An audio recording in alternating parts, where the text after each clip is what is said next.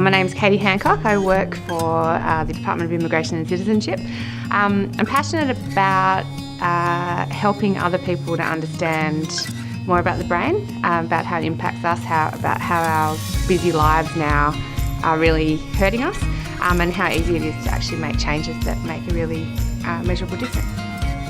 So I have a reasonably long or a large number of years working with different psychometric tools and leadership programs and different ways of assessing leadership capability and where people are at. And I guess one of the things I found regularly was that people would be very open to feedback and they'd take it all on board, and there'd be lots of agreement around the results that you were giving them from a 360 or from a behavioural profile. But they'd go back to the workplace and then there wasn't any change. So why was that? When they were open and they recognised that they had things they needed to change, they actually weren't changing.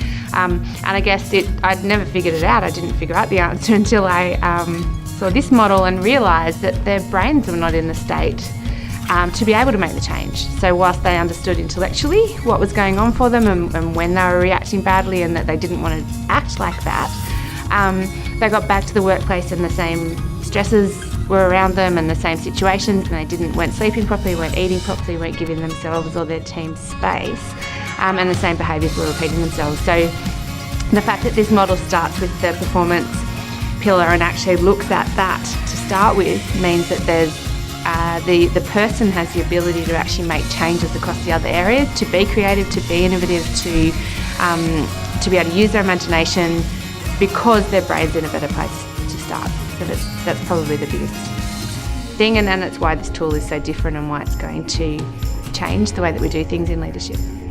The I4 model is different because it starts with actually looking at the human brain, and by having a look at what's going on there and making change there, people then have the ability to make behavioural change in other parts of their life. As someone who's worked in the leadership and psychometric assessment space for a number of years, the thing I find most useful about the I4 model is the integration of the whole person. So the way that it actually looks at the brain to start with and enables people to start with a healthier functioning brain means that everything that happens after that is more successful. They're actually able to make behavioural change that other models don't allow.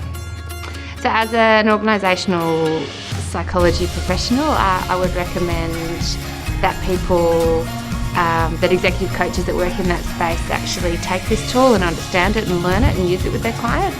And I just about guarantee you'll see measurable results that you've never seen with any other tool.